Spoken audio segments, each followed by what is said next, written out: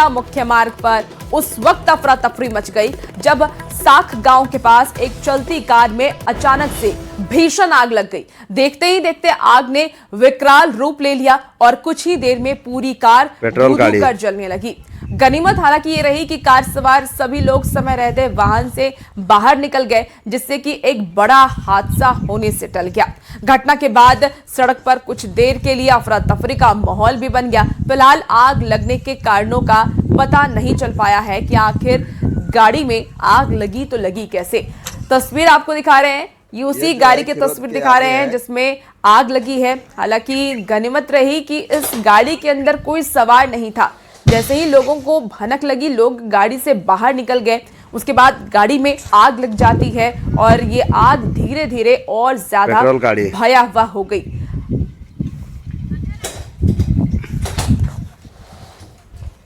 खबर आपको बोकारो से बताते हैं, जहां सिटी थाना क्षेत्र स्थित दूंदी बाजार फल मंडी में भीषण आग लग गई।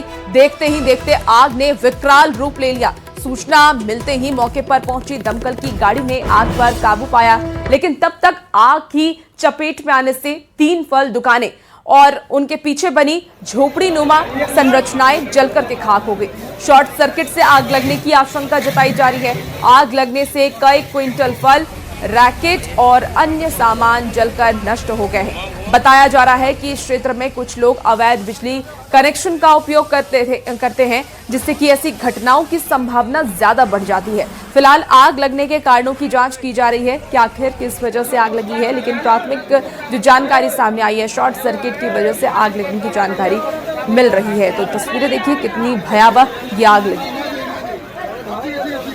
पता नहीं कि कैसे लग गया, हमको कोई पता नहीं है। हम तो अपना गोदाम छोड़ करके इस गोदाम में बगल में सो गए, सुतलो नहीं थे।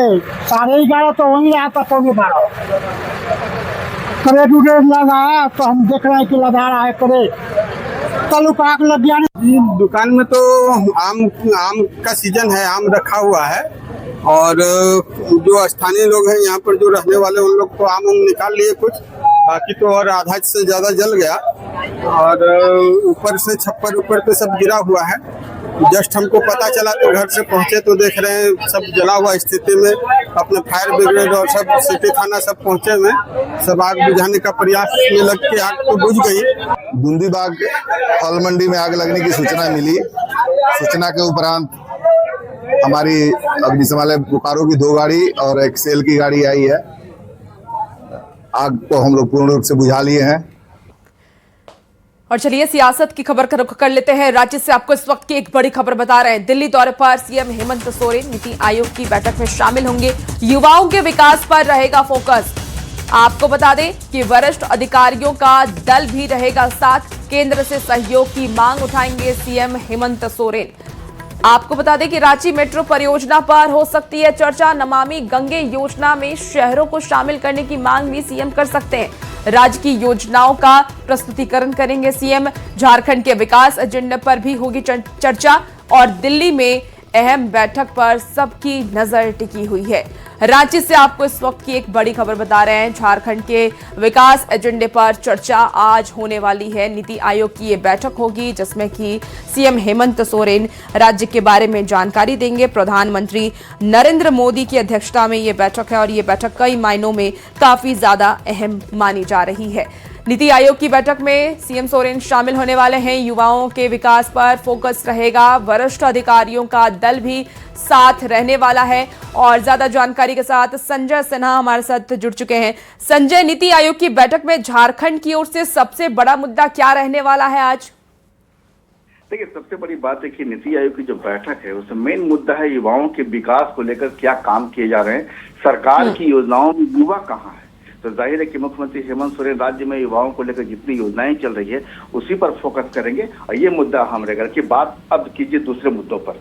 तो जाहिर है कि लंबे समय से जुड़ा वो कहा जा रहा है कि लगातार जो है राज्य सरकार की ओर से मांग की जा रही है कि जो केंद्र के पास बकाया है, तो नीति आयोग की बैठक एक बड़ा मंच होता है जहां राज्य अपने जो देनदारी है जो केंद्र की राज्य के प्रति, उस देनदारी का मामला तो उठेगा ही। उसके अलावा राजधानी को गति देने के लिए रांची में जिस तरीके से मेट्रो ट्रेन की बात कही जा रही है कि रांची को अब मेट्रो ट्रेन की जरूरत है, क्योंकि रांची में उमड़ रही है और यहाँ रांची की जनसंख्या बड़ी है, तो मेट्रो ट्रेन एक बड़ा मुद्दा है। इसके अलावा जो आपको रांची है, जमशेदपुर, दुमका, पलामू, देवघर तमाम जिलों में जो नमामि गंगे योजना से जोड़ने की जो बात कही है, कि कही जा रही है कि ये जो इतना बड़ा प्रोजेक्ट है केंद्र सरकार का, इस प्रोजेक्ट में झारखंड के अहम जिले छूट गए हैं, तो उन्हें जोड़ा जाए। इसी तरीके से झारखंड में विकास की जो बुनियादी व्यवस्था है, उस व्यवस्था को मुख्यमंत्री हेमंत सोरेन अपने अधिकारियों की टीम की ओर से रखेंगे। जाहिर है ये प्रोजेक्ट पूरा जो दिमाग में है कि वास्तव में प्रोजेक्ट को कैसे राज्य के विकास को गति दी जाए, उस प्रोजेक्ट को रखने की कोशिश होगी। जी संजय, क्योंकि आपने युवाओं की बात कही कि युवाओं पर आज खास फोकस होगा कि युवा का विकास कैसे हो, ऐसे में कौन कौन से नए प्रस्ताव आज रख सकते हैं सीएम सोरेन? देखिए, युवाओं की जब हम बात करते हैं तो देखिए हर स्टेट का एक अपना अपना मिजाज होता है। तो अगर आप झारखंड में युवाओं की बात करेंगे तो जाहिर है कि जो कौशल विकास की बात चल रही है कि वास्तव में सभी लोगों को सरकारी नौकरी या नियुक्ति में लोगों को अब देना बहुत बड़ा नहीं कर सकते कि मुश्किल काम है। तो रोजगार के मौके कैसे कैसे राज्य में उसे खड़ा किया जाए, उन मौकों की बात होगी। क्योंकि हमारा झारखंड जो है वास्तव में एक कह सकते हैं कि खेल को लेकर के जो काफी प्रोग्रेसिव रहा है। तो जाहिर है कि खेल के मौके, खेल की व्यवस्था कैसे यहाँ डेवलप की जाए, हॉकी या जो कल अलग अलग खेल है, तीरंदाजी हमारा एक विशेष जो कर सकते स्वभाव हमारा जो है खेल को लेकर, उसको लेकर बात होगी। कौशल विकास में कैसे राज्य में उसके लेकर कैसे यूनिटी स्थापित की जाए, उसकी बात होगी। उद्योग धंधों की बात होगी कि झारखंड में जो मिनरल और बिल्कुल आज का ये बैठक काफी ज्यादा अहम है क्योंकि आज सीएम सोरेन भी नीति आयोग की बैठक में शामिल होंगे और अपने राज्य के मुद्दे को वहां पर उठाएंगे, कई प्रस्ताव भी रखने वाले हैं। तो देखिए, नीति आयोग की इस बैठक को लेकर के अब सियासी पारा भी हाई हो गया है। जेएमएम का ये कहना है कि मुख्यमंत्री राज्य के बकाया भुगतान, विभिन्न परियोजना में केंद्रांश नहीं मिलने और झारखंड के लिए विशेष पैकेज की मांग उठाएंगे। वहीं बीजेपी ने कहा है कि राज्य सरकार को विकास का स्पष्ट ब्लूप्रिंट केंद्र के सामने रखना चाहिए। केंद्र सरकार हर संभव सहयोग के लिए तैयार है।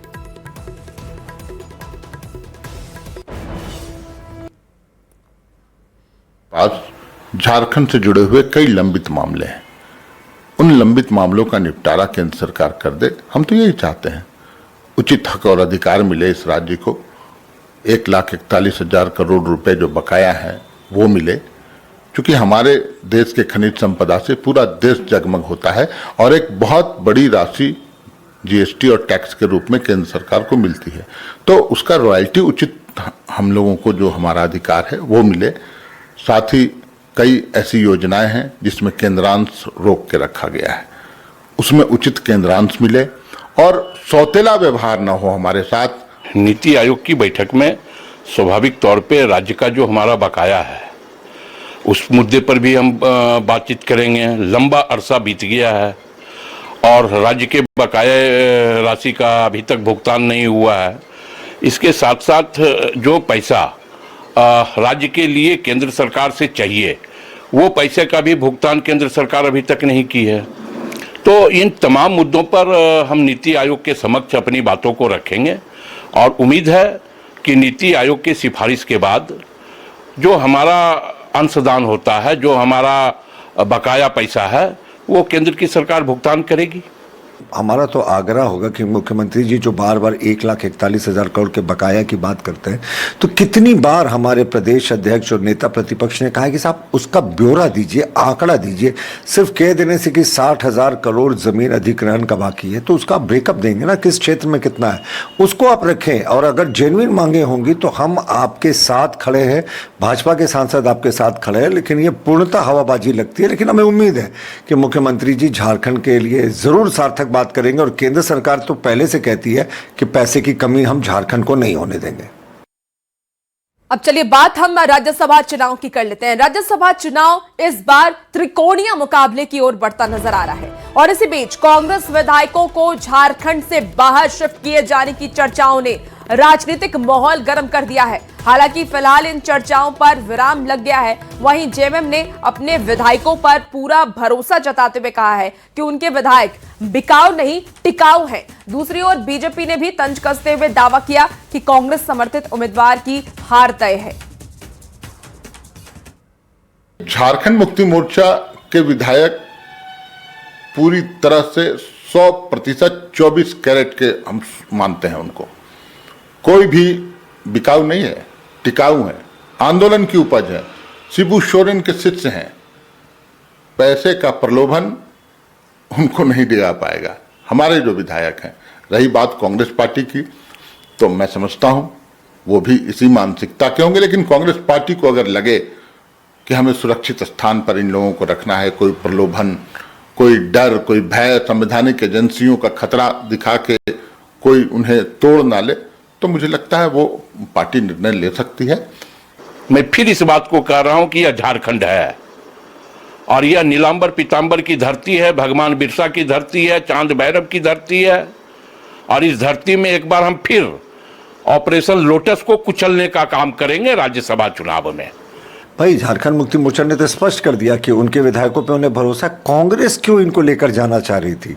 शुरू में कांग्रेस के बड़े नेता आए थे, प्रभारी ने ये प्रपोजल दिया था कि इनको रिजॉर्ट लेकर चलते हैं। क्यों साहब, आपके जितने विधायक हैं क्या बिकाऊ हैं? हमें नहीं लगता माननीय विधायक कांग्रेस के बिकाऊ हैं, लेकिन कांग्रेस खुद अपने विधायकों को बिकाऊ मान रही है। और जो हॉर्स ट्रेडिंग की बात करते हैं बार बार, तो भाई इस देश में कांग्रेस ने तो एलिफेंट ट्रेडिंग कराई है। केंद्र की सरकार को बचाने के लिए 3 करोड़ रुपये नरसिम्हा राव के समय में ले लिया था और सरकार को बचा दिया था। तो ये जो लोग कह रहे हैं ना, देखिए कांग्रेस यहाँ जैसे समीकरण बन रहे हैं निश्चित रूप से हारने वाली है। और खबरों में आगे बढ़ते हैं। इस वक्त एक बड़ी खबर राज्य से आपको बता रहे हैं, जहां सुखदेव नगर थाना क्षेत्र से 14 साल की एक नाबालिग बच्ची के लापता होने का मामला सामने आया है। बताया जा रहा है कि बच्ची घर से ट्यूशन पढ़ने के लिए निकली थी, लेकिन इसके बाद वो वापस नहीं लौटी। परिजनों ने काफी खोजबीन के बाद सुखदेव नगर थाने में प्राथमिकी दर्ज कराते हुए अपहरण की आशंका जताई है। पुलिस मामले की गंभीरता से जांच कर रही है और बच्ची की तलाश में जुट गई है। देखिए, पुलिस आसपास के इलाके के सीसीटीवी फुटेज खंगाल रही है और हर संभावित पहलू को ध्यान में रखकर जांच आगे बढ़ाई जा रही है। तो परिजनों का रो रो कर बुरा हाल है और उन्होंने जल्द से जल्द बच्चे को सुरक्षित बरामद करने की मांग की है। तो राज्य से आपको ये बड़ी खबर बता रहे हैं, ट्यूशन के लिए निकली थी नाबालिग और उसके बाद से वो नहीं मिल रही, घर वापस नहीं लौटी है बच्ची। सुखदेव नगर थाना क्षेत्र से 14 साल की एक नाबालिग बच्ची के लापता होने का ये मामला सामने आया है। सुखदेव नगर थाने में एफआईआर भी परिजनों ने दर्ज करा दिया है। सीसीटीवी फुटेज खंगाले जा रहे हैं। पुलिस की तरफ से जानकारी जुटाने की कोशिश की जा रही है। खबर अब आपको गिरिडीह से बताते हैं, जहां मुफस्सिल थाना क्षेत्र स्थित तुर्कड़ीहा गांव में 3 मासूम बेटियों की हत्या की दर्दनाक घटना सामने आई है और इस घटना के बाद इलाके में शोक का माहौल है। घटना के कई दिन बीत जाने के बावजूद पीड़ित परिवार अब भी गहरे सदमे में है। हालात ऐसे हो चुके हैं कि परिवार के घर का चूल्हा तक नहीं जला है और गांव में तमाम जो लोग हैं वो परेशान हैं, मातम पसरा हुआ है। इसी बीच नगर विकास मंत्री सुदिव्य सोनू पीड़ित परिवार से मिलने के लिए तुर्कड़ीहा गांव पर पहुंचे हैं और उनके साथ जेएमएम के कई नेता और कार्यकर्ता भी मौजूद रहे। मंत्री ने मृत बच्चियों की मां राधा देवी और उनके चाचा शंभू यादव से मुलाकात कर घटना की पूरी जानकारी ली और परिवार को संतावना भी दी है। उन्होंने भरोसा दिलाया है कि मामले में दोषियों के खिलाफ नियम के अनुसार कार्रवाई सुनिश्चित की जाएगी। उन पीड़ित परिवार से बहुत सारी संवेदनाएं, हमने उनको कहा है कि जो हमारे तरफ से, सरकार के तरफ से जो भी मदद हो सकेगी हर वो मदद हम लोग करेंगे। अभी सामने में हिंदू रीति रिवाज से श्राद्ध कर्म या बाकी चीज़ों का समय है। हमने कहा कि काम क्रिया से वो उबर लें और इसके बाद जैसा होगा हम लोग मदद करेंगे। चतरा जिले के टंडवा प्रखंड में एनटीपीसी की चट्टी बरियातू परियोजना से कोयला परिवहन के लिए प्रस्तावित ट्रांसपोर्टिंग सड़क को लेकर के विवाद गहरा हो गया है। देखिए, जेआरएल कंपनी की ओर से गोपदा, इसके साथ ही खेदैया और शिवपुर साइडिंग तक बनाई जा रही सड़क के समर्थन और विरोध में 2 गुट आमने सामने आ गए। एक और जेएमएम जिला अध्यक्ष नीलेश के नेतृत्व में जमीन देने वाले रैयतों ने महायुद्धान कर सड़क निर्माण का समर्थन किया, तो दूसरी ओर ग्रामीणों और आंदोलनकारियों ने प्रेस वार्ता कर निर्माण कार्य का विरोध जताया। पूरा का पूरा प्रोसेस अवैध है, कोई नियम में नहीं है, कोई सिस्टमेटिक नहीं है, उनके पास कोई बेसिक पेपर नहीं है। बाहरी किसी लोगों का सहारा नहीं लिया गया है, उनका आरोप बेबुनियाद है। का आंदोलन में हम लोग पहले से थे, आगे भी रहेंगे। सड़क बनाना इस क्षेत्र के लिए बहुत ही खराब होगा। अपने आत्मरक्षा, बाल बच्चों की रक्षा और बच्चों के भविष्य के लिए नाशकारक है। दो कंपनी है जिनको रोड बनाना था, टेंडर अलॉट हुआ है जेआरएल को, और जेआरएल ग्रामीणों के साथ मिलकर ग्रामीण का जो बाहरी रास्ता है, जहाँ पे आबादी नहीं है, जहाँ पे घर नहीं है, वैसे रास्ते से ग्रामीण चाहते थे कि सड़क बने, और वैसे रास्ते से जेआरएल सड़क बना रही है। और हम पहले भी कहे थे और आज भी कह रहे हैं, मुखिया होने के नाते हम अपने ग्रामीणों के हक अधिकार के लिए ग्रामीणों के साथ खड़े हैं। मेन हम लोग का मुद्दा है लॉ एंड ऑर्डर मेंटेन करना। तो हम लोग देख ही रहे हैं कि अभी तक लॉ एंड ऑर्डर डिस्टर्ब होने नहीं दिए हैं, जबकि उन लोगों के द्वारा भी या दो पक्षों के बीच का मुद्दा है, और यहाँ फैक्ट एंड फाइंडिंग्स को बाहर लाना है। अगर उनको भी किसी प्रकार का डाउट है तो उसके लिए अंचल कार्यालय है, कुछ समय हम लोग जरूर लेंगे। देखिए, धनबाद नगर निगम ने बिना लाइसेंस के संचालित हो रहे उत्सव रिजॉर्ट के खिलाफ बड़ी कार्रवाई करते हुए उसके परिसर को सील कर दिया है। निगम की जांच में यह पाया गया है कि रिजॉर्ट आवश्यक अनुमति के बिना संचालित किया जा रहा है। इसके बाद निगम की टीम ने मौके पर पहुंचकर कार्रवाई की है। तो बिना लाइसेंस के ये रिजॉर्ट चल रहा था। नगर निगम ने परिसर को सील कर दिया है। बैंकेट हॉल संचालकों को चेतावनी भी दी गई है कि नियम तोड़ने वालों पर सख्त कार्रवाई होगी। आपको बता दें कि निगम ने अन्य विवाह भवन और बैंकेट हॉल संचालकों को भी नियमों का पालन करने की चेतावनी दी। विवाह भवन है या फिर लॉन्जेस है, हम लोगों ने सर्वे कराया। सर्वे में हम लोगों को पता लगा कि अभी 177 जितना भी वर्तमान में सर्वे हुआ है उसके आधार पर 177 बिल्डिंग्स ऐसी हैं जिनको निबंधन की जरूरत थी। तो हमने सबको बकायदा एक एक नोटिस पहले दिया। नोटिस में हम लोगों ने उनको प्रॉपर टाइम दिया 7 दिन का, परंतु इसमें हम लोगों को देखा कि 13-14 लोग ही आए 177 में से। तो अब जो भी नियमावली के अनुरूप कार्रवाई थी हम लोगों ने वो प्रारंभ की है। और गुमला के सुदूरवर्ती बिलिंगगीरा पंचायत अब भी विकास की राह देख रहा है। आपको बता दें कि लाधू डेरा गांव जाने तक के लिए 4 किलोमीटर का ऊबड़ खाबड़ रास्ता है। ग्रामीण खराब सड़क पर सालों से चलने को मजबूर हैं। वहीं बीते दिनों गर्भवती महिला को परिजनों ने 4 किलोमीटर तक कंधे पर ढो करके अस्पताल पहुंचाया था। हालांकि खबर दिखाने के बाद डीसी ने सड़क बनवाने की बात कही थी, जिससे कि लोगों में एक उम्मीद जगी है। लेकिन कुटुंबा डी गांव के राम लखन सिंह ने सड़क को अपना बताते हुए जेसीबी मशीन से गड्ढे खोद दिया, जिससे कि आवागमन और ठप हो गया है और ग्रामीण भड़क गए हैं। डीसी साहब जगह गए हुए थे और डीसी साहब का प्रतिनिधि भेजे हुए थे, और जो कल है सो रास्ता को खोद दिया गया है। अभी आने जाने में भारी दिक्कत है और हम लोग समाधान के लिए भी मीटिंग किए हुए हैं। किसके द्वारा कोड़ा गया है?